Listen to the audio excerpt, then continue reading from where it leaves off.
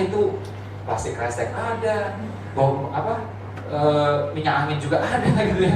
Pesawat belum landing dia udah merasa busuk menurunin tasnya gitu ya. Nah, Garuda mah tenang aja dia. Pesawat udah landing, tenang, berhenti, baru dia ambil barangnya gitu. Nah, Anda akan ketemu tuh, polanya akan beda. Ya, polanya akan beda. Ya, Anda mau tukar kartu nama di dalam juga. Orangnya worth it, Anda tukarin kartu nama. Ya. Dan yang menariknya apa? Ini sangat penting menurut saya juga, terlepas dari mengenai orang kaya ini. Sesuatu itu, ya, kalau memang something yang good, great, Anda mesti coba. Walaupun sekali. Kalau Anda pernah coba, sel-sel tubuh itu dia suka deh, pengen ngulang deh. Jadi otak itu akan cari cara untuk ngulangi lagi. Jadi kalau Anda pernah nyoba, ya, Anda pasti pengen ngulang. Kalau itu enak, kalau itu good atau great. Contoh makanya kita traveling ke suatu tempat, suka, pasti pengen traveling lagi. Makan, enak, pasti pengen ngulang lagi. Termasuk juga seks, pasti pengen ngulang lagi. Umroh, pasti pengen ngulang lagi. Nah, kalau Anda nggak pernah nyoba, gimana ngulangnya coba? Oke? Nah, jadi mesti coba, tapi coba yang legal dan halal gitu ya. Oh iya Pak, ceweknya dicoba aja Pak, nggak gitu. Yang legal dan halal. Oke? Nah, itu ya yang VIP Garuda juga. Sesekali bukan selalu. Kalau kita mepet ya kayaknya boros juga gitu ya. Ya udahlah, 10 kali terbang dalam setahun sekali coba Garuda, biar tahu. Oh kayak gini ya rasanya. Nah, otak bosar itu akan memerintahkan kita gimana caranya ngulang lagi. Kalau enak. Ya, ini jangan maunya yang susah-susah terus. Cari murah, bisa murah, ini murah semua gitu kan. Makin susah hidup Anda nggak keluar dari dimensi itu. Dan kebanyakan orang pas lagi rugi, ya lagi bankrupt apa dia makin susahkan dirinya gitu. Ya, lampu dimatiin, listriknya dihemat gitu ya. Nah, itu makin susah jadinya. Anda berada dalam dimensi susah. Harus Anda keluar dari dimensi itu. Mood itu masih Anda yang ngatur. Jangan kayak gitu. Ya, Anda jalan-jalan misalnya, mana yang Anda suka? Ke pantai boleh, ke mall boleh, kan jalan doang, nggak pakai duit kok. Ya, mau keluar duit juga boleh, cari aja yang murah. Anda beli es krim, paling juga 10.000, ya kan? Anda harus keluar dari dimensi susah itu. Itu penting banget. Ya. Karena ada pikiran, ada perasaan yang lebih menentukan. Walaupun perasaan itu asal dari pikiran juga. Gitu. Ya. Nah, cara cepatnya langsung otak-atik perasaannya biar cepat. Dan perasaan gampang dikelola. Ya, jangan mau terpengaruh oleh keadaan, oleh cuaca, oleh macet. Jangan mau seperti itu. Terpengaruh oleh makian orang lain. Ngapain coba? Dia yang maki, mulut-mulutnya dia, kenapa hati kita diganggu coba? Hati punya kita kok. Ya. Nah, itu bisa dipengaruhi dengan apa? Dengan pemilihan kata-kata, gerakan, ya, pakaian, lagu itu bisa. Ini tips simple ya, agar kita tetap termotivasi. Ya, itu gerakan bisa. Maka tadi saya bilang harus bergerak. Anda lagi sedih gitu ya, habis ditolak sama calon mertua misalnya gitu ya. Yes, simpel. Berarti dapat cewek lebih cantik lagi, beres. Calon mertua lebih bagus lagi. Udah, Anda gerakan aja coba. Gini ya, gerakan itu mempengaruhi perasaan. Motion is emotion. Gerakan mempengaruhi perasaan. Gak percaya? Coba Anda nunduk, sujud. Muncul perasaan apa? Menghamba. Ya, coba Anda tegakkan. Beda. Makanya dianjurkan di sini pakai kemeja, pakai itu semuanya. Itu muncul perasaan berbeda. Gak percaya? Coba Anda pakai baju tentara coba. Pakai topi tentara, pasti perasaan itu tegaknya luar biasa. Nah, ntar ganti baju koko, itu perasaan kayak soleh. Ganti lagi coba, pakai kaos, celananya agak sobek-sobek dikit misalnya gitu. Sepatunya cats, lain perasaan muncul. Jalannya udah beda ya. Coba. Ya, jadi dari luar itu bisa mengaruhi dalam. Ya. Idealnya dari dalam mempengaruhi luar. Tapi kita bisa setel ulang, kita manusia, kita bisa setel semuanya. Engineer semuanya. Oke, gerakan, makanya pakaian juga, ya itu bisa. Terus apalagi ya, pilih warna yang terang, merah, oranye, itu pasti jadi semangat. Jadi lagi bad mood gitu ya, ditolak gitu misalnya gitu ya, jualan ditolak, sama calon mertua juga ditolak gitu ya. Ketemu ya cewek baru dari jarak 2 km sudah ditolak gitu ya. Pakai baju terang, dengerin lagu yang beatnya cepat, jangan lagunya malah cengeng-cengeng. Lagu cengeng itu mengurangi endorfin di otak. Ya, serotonin di otak. Makanya akhirnya bad mood, pesimis, penyakit si miskin. Ya. Nah, gerakan bisa, pakaian bisa, termasuk juga pergaulan. Ya. Ada orang itu yang tiap kali makan siang kerjanya bergunjing aja terus dengan atasannya, tentang atasannya. Bergunjing terus tentang perusahaannya. Ada orang seperti itu? Ada. Udah remove aja, kan ada bergaul sama dia. Ya tetap jadi teman. Ya, aku makan di sana ya, pengen itu dekat kipas. Nah, udah sana, simple. Anda dengar dia, ya. Anda bergaul sama dia, tadi kita udah bahas, itu efeknya. Nah, jadi teman biasa aja sudah, jangan jadikan teman dekat. Ya. Nah, jadi itu bisa pengaruh ya atas moodnya kita. Garuda terus apa lagi? Nah, kumpulkan 3 orang kaya. Anda kan belum kaya nih, ya kan? Gue pengen makan siang bareng dia, makan malam bareng dia. Gimana caranya? Nah, Anda pakai leverage orang kaya yang lain. Gitu. Misalnya, Anda samperin ya Pak Sandiaga Uno misalnya gitu ya, salah satu orang terkaya Indonesia gitu, triliuner ya. Itu cadangan tunainya belasan miliar gitu. Ya. Kalau kita berapa ribu rupiah? Pulsa aja belum bayar gitu ya.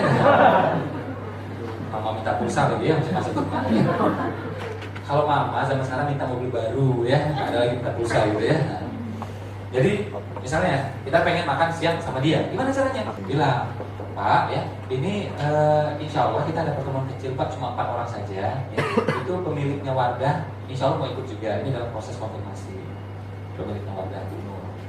Terus juga pemiliknya Gojek ya, yang nama tanda 2 itu juga insya Allah mau ikut juga. Bapak kira-kira berkenan nggak mau ikut? Apa kira-kira jawabannya? Kemungkinan besar gimana? Mungkin dia tolak, mungkin enggak. Tapi kemungkinan besar kayaknya mau. Betul? Jadi bukan karena Anda, karena dia ini loh.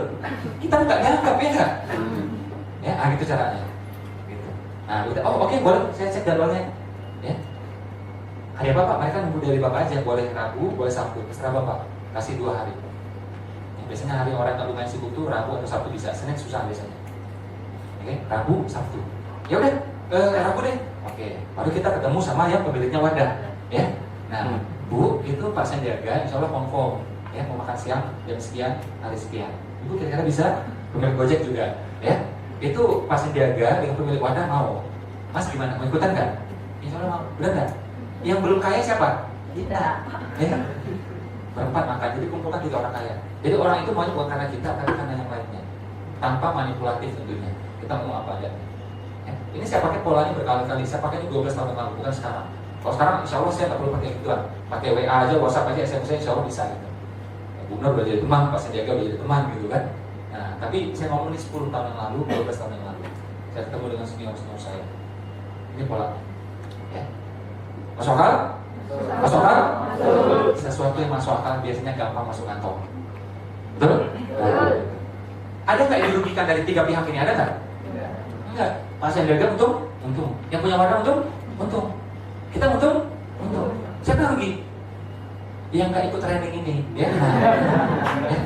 Yang nggak beli DVD-nya rugi. Yang nggak beli DVD-nya juga rugi gitu ya. Nah, jadi kumpulkan 3 orang kaya dan di tempat pilihan mereka, jangan pilihannya kita. Kita mungkin biasanya makannya di pecel lele pinggir jalan mana gitu ya. Atau mungkin di restorannya juga masih yang McD, AW gitu. Mereka beda. Mungkin di restoran di Hotel Mulia, Marriott dan seterusnya gitu ya. Nah, ikutin yang pilihannya mereka. Ya. Oh tapi kan keluar duit Pak, ini pakai rumus berikutnya. Anda bisa tahu diri, miskin atau kaya. Kalau miskin, nih anjurannya dari Likasi. Likasi itu adalah salah satu orang terkaya di Cina dan salah satu orang terkaya di dunia. Dia bilang kalau Anda miskin, jadi tahu diri itu penting. Banyak orang miskin nggak merasa dirinya miskin gitu, ya kegeeran aja dia. Ya. Nah, padahal saldonya jelas nggak mencerminkan yang sebaliknya gitu. Tahu diri bahwa kita miskin, saya juga seperti itu. Miskin itu tahu diri, bodoh juga tahu diri. Akhirnya kita mau belajar. Nah, dia bilang, bilang kalau Anda miskin, Anda harus sisihkan sekian persen untuk mentraktir orang kaya setiap bulan. Ya. Ini sampai jalan tengahnya. Maksudnya gini, kita ini mental kaya. Orang miskin kita traktir, orang kaya pun kita traktir. Jadi cara pikir. Nah, cuma pikiran orang rata-rata adalah apa? Ketemu orang kaya pengen ditraktir sama dia, betul? Nunggu dia ngeluarin dompet dulu. Ya, kita paling lama tuh, keluarnya. Ya. Udah Pak, saya Pak, tapi nggak keluar gitu. Ya. Orang kaya itu beda-beda sama kita. Kalau kita tuh kan mikirnya tagihan, pulsa gitu ya. Nah, mereka nih orang kaya, interest mereka berbeda dengan kita. Kadang-kadang mereka tidak tertarik di bisnis. Mungkin apa? Proyek sosial, mungkin. Oke? Atau lingkungan hidup, mungkin. Oke? Atau apa? Mungkin dia tertariknya malah dunia politik, bisa jadi. Nah, temukan interestnya mereka sehingga kita itu tahu ini nih yang dia suka nih. Topik pun ini nih yang akan kita bahas dan bantu goalnya mereka. Tapi kan dia udah kaya Pak, punya semuanya Pak. Kita bisa bantu apa Pak? Tetap kita bisa bantu. Ya. Oh Pak, itu Bapak udah punya siapa Pak di Bogor? Saya insya Allah bisa kembangkan cabang Bapak di Bogor. Nah, dia kan pasti mikir, kamu nggak punya uang mungkin. Ya. Saya memang nggak punya uang Pak. Ya, tapi insya Allah saya punya teman-teman yang punya uang juga. Nanti saya bantu ya biar Bapak cabangnya nambah di Bogor misalnya. Bapak udah punya cabang Pak di Seragen, saya betul asli Seragen Pak misalnya. Saya asli Klaten Pak misalnya. Ya, jadi bantu dia. Bayangkan orang kaya itu beda. Sekali lagi saya bilang, beda cara pikiran kita. Kalau kita mikir yang remeh-temeh, dia enggak. Ini peluang-peluang besar semuanya itu. Tapi selalu nggak jalan gara-gara apa? Nggak ada orangnya. Begitu kita menjadi demand-nya, jadi orangnya, kira-kira kita diajak nggak sama dia ntar? Dia ajak. Kalau dia orang kaya dan baik, pasti dia ngajak kita. Kalau dia nggak ngajak kita, berarti dia bukan orang kaya yang baik. Selesai, biarin aja. Ya, tetap kita dapat ilmunya. Ya, jadi bantu mereka. Ya, jangan malah minta. Kita biasa ketemu orang kaya apa? Minta kerjaan, minta sumbangan. Itu kelakuan kita tuh. Terus minta apa lagi? Minta dua-duanya, ya. Nah, itu lebih parah lagi tuh. Kalau nggak minta utangan, waduh. Anda bayangkan ya, dia jadi orang kaya sudah lama. Banyak orang miskin juga yang ketemu dia. Perangi orang miskin rata-rata seperti itu. Minta utangan, minta kerjaan, minta sumbangan. Anda jangan seperti itu. Begitu Anda kayak gitu, Anda juga akan dilupakan sama dia. Betul? Ya. Nah, tapi kan kita mengingatkan dia, Pak, tenang aja. Kalau dia kaya, baik, insya Allah dia udah sedekah, udah jalan, tenang aja. Sedekahnya bukan kayak kita. Kita masih pakai cancel-cancel itu, dia nggak pakai kayak gituan. Dia banking aja kok. Atau dia donatur tetap di mana gitu. Atau bisnis langsung wakafkan kemana, udah kayak gitu ya. Beda sama kita. Ya. Saya pribadi nih yang belum kaya banget ya, itu saya kayak ke masjid atau ke Jumatan itu, saya jarang ngisi kotakku, jarang. Karena saya jarang bawa uang gitu. Tapi insya Allah kita rutin gitu. Hampir tiap hari kita rutin. Udah ada pola-polanya, udah ada pos-posnya. Bisnis ini diwakafin ini udah ada semuanya. Nah itu saya, apalagi yang orang jauh di atas saya gitu. Ya. Nah kita jangan yang sifatnya kayak gitu, minta sumbangan, minta kerjaan, ya. Minta apa lagi tadi? Minta dua-duanya. Nah, ya. Dibalik caranya, itu namanya mental kaya. Jadi aku belum kaya tapi mentalku kaya. Kalau mental kayanya punya, itu nariknya lebih cepat kayanya. Ya, masuk akal? Oke, kita lanjut. Nah ini dia materi yang kita tunggu-tunggu. Ini penting banget. Hal yang sangat-sangat sederhana tapi sangat-sangat fundamental. Ya. Ini penelitiannya bertahun-tahun ya, di orang di luar sana ya mencari melacak kata-kata ini ya. Jadi apa yang diucapkan, apa yang dibatinkan oleh seorang miliarder ya sebelum dia menjadi miliarder. Mungkin dia ucapkan, mungkin dia batinkan dalam hati. 10 tahun yang lalu, 12 tahun yang lalu, 15 tahun yang lalu. Ternyata ada polanya. Dan kata-kata ini tidak diucapkan oleh orang miskin. Ya, beda ternyata. Makanya kalau lihat orang sukses itu jangan lihat dia sekarang, lihat dia 10 tahun yang lalu, lihat dia 20 tahun yang lalu. Nah kebanyakan orang lihat tuh kalau dia udah di puncak gunung baru lihat, nggak lihat bagaimana ada proses naik gunungnya itu. Malah menjelang naik gunung tuh full stamina, full strategi, ya kan? Nggak boleh main-main. Nah udah di atas main-main sudah, mungkin main gitar, mungkin baring-baring, ya kan? Mungkin foto-foto, udah beda. Nah kita salah lihat. Oh orang kaya tuh ngapain dia? Oh orang kaya ke mall. Oh, orang kaya beli handphone mahal, jam mahal. Kita tiru mahalnya, bangkrut kita. Anda lihat sebelumnya. Ya, itu salahnya kita itu. Kebanyakan kita itu apa sukanya? Pengen terlihat kaya, bukan kaya beneran. Ngejar handphonenya. Ya, makanya suka berlomba handphone keren, mohon maaf sih bilang. Itu lebih banyak karyawan ketimbang pengusaha. Pengusaha itu biasa aja. Saya ketemu orang-orang yang jauh lebih kaya pada saya itu pengusaha tuh, handphonenya ya ada yang bagus, ya ada juga biasa. Nah, kalau profesional itu tuh, handphone gitu. Pengen kelihatan kaya. Ya. Saya kartu kredit dia paling berapa punya? Paling 1 atau 2, sesuai kebutuhan aja. Saya dulu zaman saya kerja, ya, itu teman-teman pada karyawan semua, itu kartu kredit bangga-bangga, lomba-lombaan. Aku punya 4, aku punya 5, lu kok bisa? Mau apply juga itu, nggak mau kalah.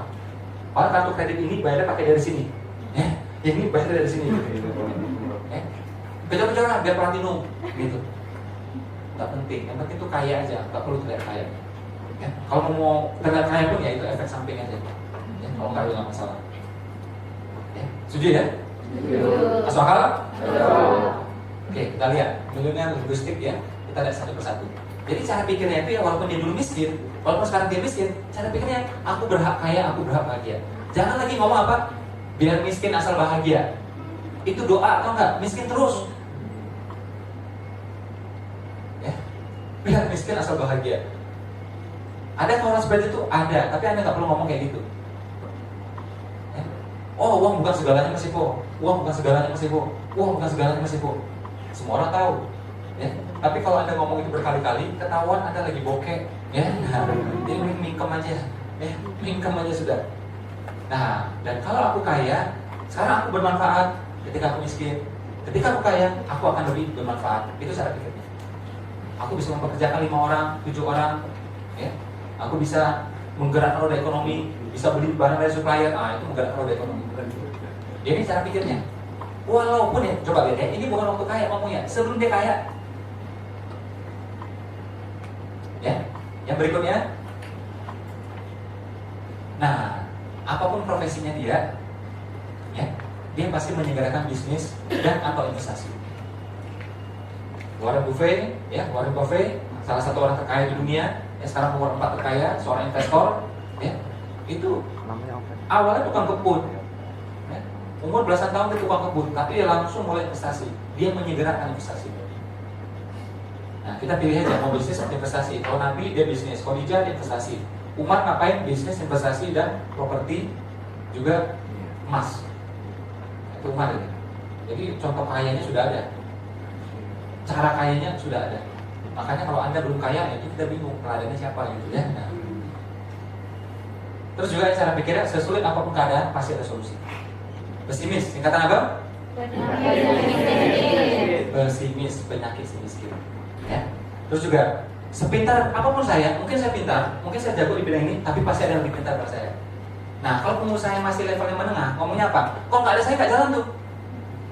Dia pikirnya hebat tuh. Pikirnya hebat tuh, itu bukan hebat itu, masalah itu, tahu nggak? Nah, aku mungkin bisa hebat menjalankan restoran ini, hebat menjalankan bengkel ini, ya, tapi ada orang yang lebih hebat daripada aku. Aku akan cari orang, itu satu pikir. Ya. Makanya orang-orang yang kadang-kadang profesinya yang mempekerjakan dirinya sendiri, itu merasa dirinya tuh hebat sendirian. Arsitek, ya, trainer, dokter, sering kayak gitu. Paling susah diajar itu. Yang saya bukan merendahkan mereka enggak, tapi rata-rata dia seperti itu. Pengacara, arsitek, biasanya kayak gitu. Paling susah diajar. Ya, karena dia proses dirinya udah paling ahli. Padahal ada orang yang lebih ahli pada dia, ada orang yang lebih kaya pada dia. Oke? Nah, jadi ada orang yang lebih pintar daripada aku, ada orang yang lebih ahli pada aku. Kalau kita bisa temukan orang yang lebih ahli daripada kita, kita kaya. Betul ya? Tapi kalau di bawah kita, ya udah kita cuma bisa memaintain kekayaan, tidak bisa menambah kekayaan. Jadi temukan orang yang lebih ahli daripada kita. Ya. Henry Ford, tahu ya Henry Ford? Ya, yang mendirikan ya Ford Company, perusahaan mobil. Ya. Itu dia adalah apa? Muridnya Thomas Alva Edison. Kalau ngomong pintar, siapa lebih pintar? Thomas Alva Edison. Ya. Muridnya itu Thomas Alva Edison itu pegang paten ribuan. Thomas Alva Edison seperti itu. Henry Ford cuma satu. Mobil aja. Dia fokus, terus apa? Mau belajar, dan dia temukan orang-orang yang lebih ahli pada dia. Makanya dia sering dimaki sama profesor di zamannya yang dia itu goblok. Ya? Kamu tuh nggak ngerti apa? Pistol nggak ngerti, kamera nggak ngerti, semua nggak ngerti itu. Kamu tuh cuma, ya mohon maaf ya, istilah itu lucky bastard gitu, ya. Cuma orang sial yang kebetulan beruntung gitu. Ya? Oh enggak, dia bilang, saya tuh tahu semuanya, dia bilang. Oh enggak, kamu tuh nggak tahu. Ini nggak ngerti, itu nggak ngerti. Tahu, dia bilang. Oke, akhirnya tantang, ketemu tuh para orang-orang pintar itu semuanya. Kalian tanya apa saja, aku bisa jawab gitu. Nah ditanya, gimana cara mesin ini bekerja? Oh ya udah, ya dia telepon dulu, ya. Dia telepon ahlinya. Oke, nah jawab. Oke, pertanyaan berikutnya lagi. Gimana sih dia bekerja? Udah, telepon lagi. Oke, dia temukan orang yang lebih ahli daripada dia. Itu rasa kaya. Coba bayangkan ya, Thomas Alva Edison itu orang hebat gitu ya. Tapi kalau dibandingkan kekayaannya, Henry Ford itu jauh lebih kaya ketimbang Thomas Alva Edison. Karena dia menemukan orang yang lebih pintar daripada dia. Nah, tugas kita seperti itu. Oke? Nah, yang berikutnya adalah apa? Dia mengutamakan waktu daripada uang. Uang penting, waktu lebih penting. Mana lebih mahal? Waktu lebih mahal. Ya? Jadi mungkin awal-awal dia terkuras waktunya. Gitu. Awal-awal biasa ya. Tapi dia fokus bagaimana ya ke depannya itu bukan waktu yang digadaikan lagi. Ya? Tapi sistemnya dan seterusnya. Jadi dia ke depannya itu mengutamakan waktu daripada uang. Makanya Tuhan itu bersumpah adalah apa? Demi waktu, demi masa. Gak ada demi rupiah, nggak ada. Rupiah dolar yang kalah gitu ya. Nggak ada demi rupiah, nggak ada. Saya cek ayat mana pun nggak ada ternyata. Oke? Nah demi waktu ada. Waktu itu berharga. Oke? Terus ini dia, ini penyakit orang miskin. Orang miskin itu suka banget ngomong apa? Mahal. Ya, bahkan orang Jawa Timur itu tidak pernah ngomong mahal, ngomongnya apa? Muahal. Ya. Jadi kalau cari ejaan tuh nggak ketemu kata mahal di sana itu ya. Ya ada tuh muahal semuanya ya. Motornya kenceng nggak? Bukan kenceng lagi, kenceng ya. Orangnya hebat nggak? Bukan hebat, tapi gue hebat gitu ya. Hindari kata mahal. Kalau Anda lihat barang mahal, lihat misalnya tas mahal, misalnya Kate Spade gitu ya, atau Michael Kors itu, misalnya harga 5 juta, terus Anda berarti dalam hati, wah mahal. Apa yang dilakukan oleh otak Anda? Kita mesti ngerti ya, otak bekerja, sel-sel bekerja. Otak Anda bilang apa? Aku tidak mampu, aku tidak layak, aku tidak pantas. Aku nggak punya. Ya. Tapi kalau lihat itu, misalnya kan, berapa harganya? 5 juta. Ya. Nah, ya udah. Ngomong dalam hati, insya Allah tahun depan murah bagiku. Betul? Masuk akal? Jadi doa, jadi sugesti. Ya. Daripada umroh berapa? 35 juta.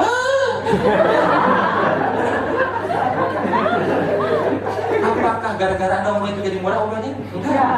Malah ketahuan Anda lagi bokeh. Itu diam aja. 35 juta ya? Oh iya. Kalau berangkat berdua berapa ya? Nah, kebetulan saya mau sama istri mau berangkat itu. Oh sekian Pak, kita bisa kasih diskon sekian. Saya mau rencana juga orang tua mau ikut itu, ya. Jadi kita bertiga. Berapa tuh kira-kira ya? Oh sekian Pak. Gimana Pak? Mau DP sekarang Pak? Oh, duit belum ada nih Pak. Gimana caranya? Oke ya, ntar ya. Saya tanya istri saya dulu ya. Nah, pulang kita ya. Nah. Jadi nggak perlu panik.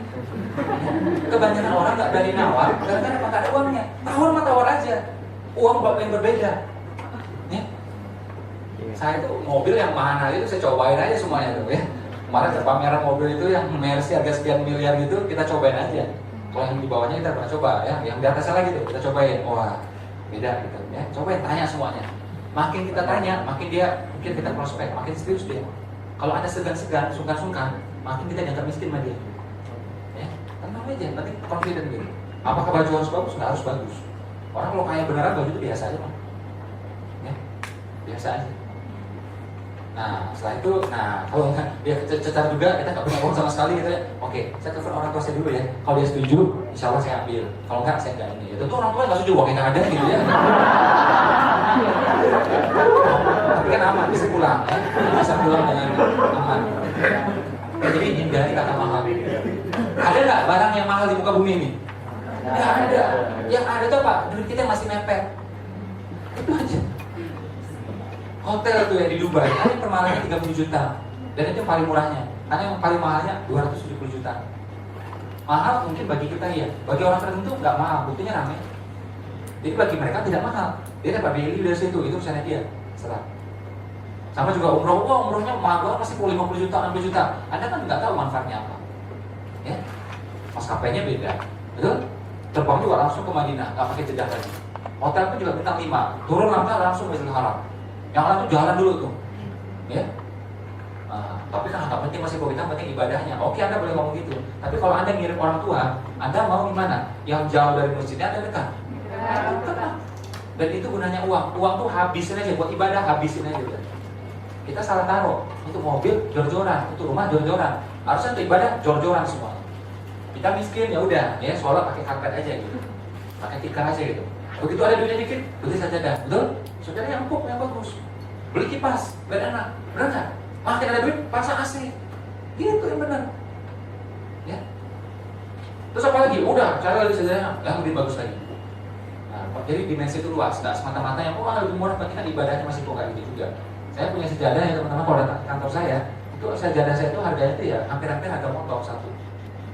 Saya taruh itu bukan saya pakai, yang punya saya di rumah biasa aja. Tapi yang saya pikir buat tamu, saya mau pengen menjamu tamu.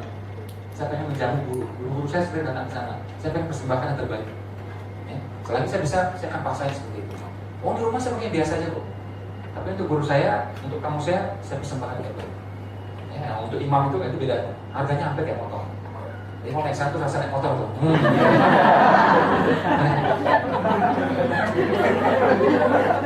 Kamu cari lebih mahal lagi. Ada nggak? Yang bisa terbang itu ada nggak? Kalau ada kasih tahu saya juga mau gitu ya. Jadi hindari kata mahal. Masuk kampus, harus berapa? 30 juta. Buat apa ngomong kayak gitu ya? Tenang aja, oke ya. Udah dari tahun depan daftarnya. Ya, jadi nggak tahun kiri. Ya, kalau mau mahal tahun kiri. Udah buka kiri, ngomong kayak gitu aja. Udah kiri double sudah itu. Dan jadi doa. Gitu. Kalau kita mau mahal, di otak rekam, aku tidak mampu, aku tidak layak, aku tidak pantas. Nah, ada memang barang yang mahal. Apa itu yang tidak pantas aja, tidak worth it aja. Misalnya apa? Nasi goreng 90.000. Bukan nggak mampu. Mampu kan? Kecil itu. Tapi kayaknya nggak pantas gitu loh. Nasi goreng 90.000, 80.000, ya. 15.000 wajar, 20.000 wajar gitu ya. Itu aja kecil gitu ya, timun juga seuprit gitu ya. 80.000, 90.000 ya. Itu kan kita merasa oh ini nggak cocok gitu ya. Tapi bisa jadi worth it karena apa? Di hotel bintang 5. Oh ya masih gitu harganya. Nah, hotel bintang 5. Ya. Kalau kita dunia kan bintang 7 biasanya masih kurang-kurang gitu ya.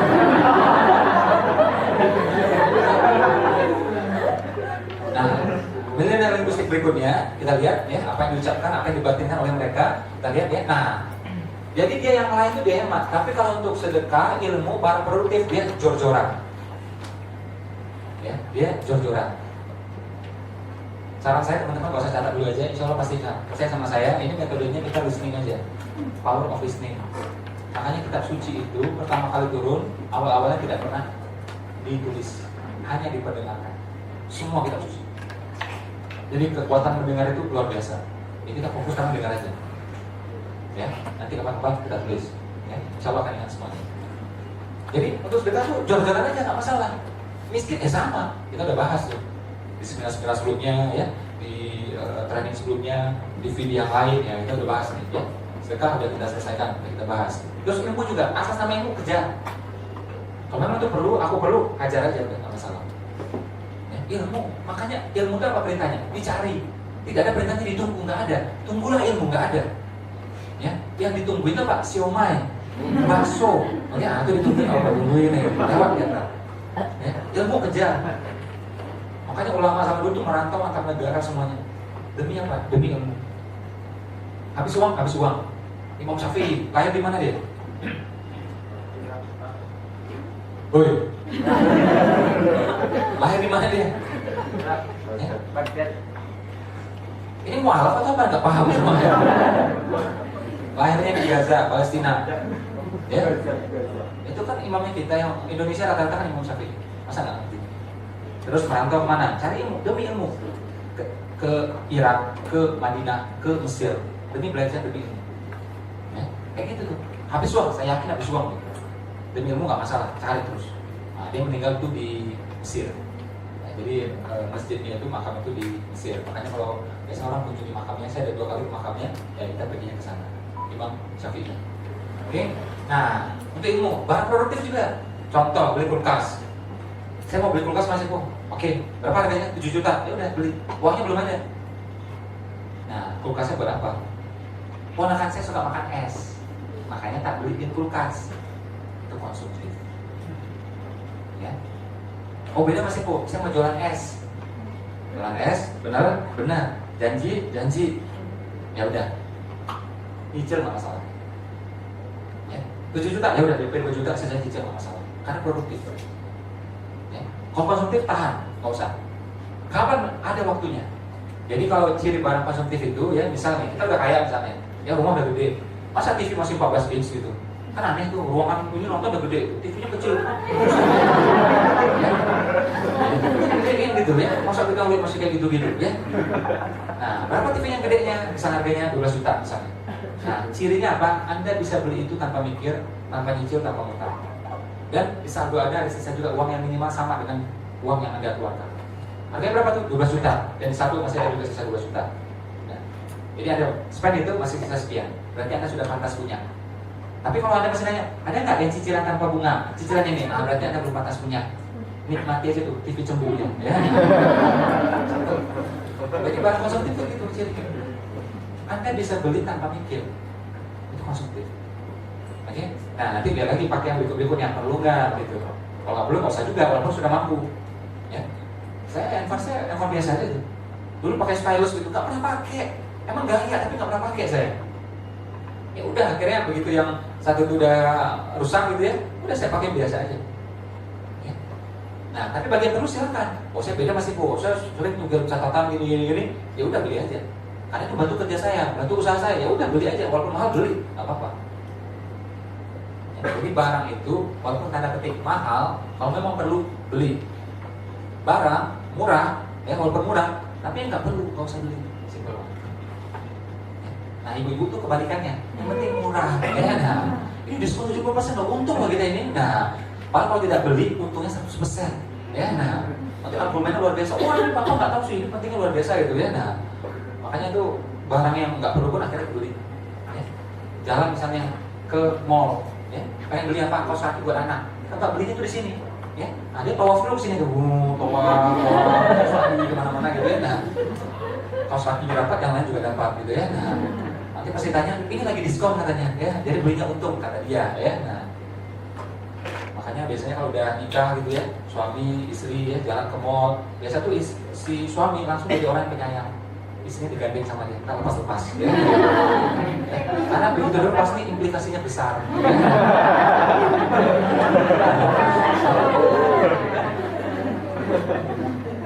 Nah sebaliknya untuk something yang konsumtif dia hemat biasa aja, kita perlunya aja. Makanya Umar bin Khattab itu walaupun dia kaya raya luar biasa, ladangnya sampai 70 unit, tapi namanya nasi, ya makanan, ya itu dia lauknya cuma satu, 2 halal, lauk 3 halal, tapi dia nggak mau 1 aja, nggak mau berlebihan. Baju tambah-tambah, baju nggak sampai 5 lembar. Jadi untuk sesuatu yang konsumtif, ya hemat-hemat. Jadi kebalikannya, kebanyakan orang lakukan yang sebaliknya, makanya susah kayaknya.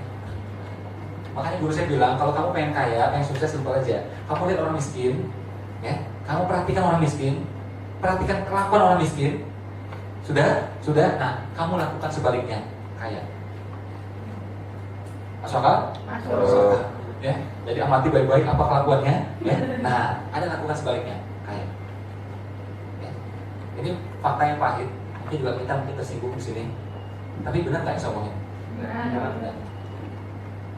Nanti yang beli DVD banyak tersinggung gitu ya. Nah, salah saya nggak usah tersinggung gitu ya. Nah, tersinggung nggak bisa naikin saldo, betul?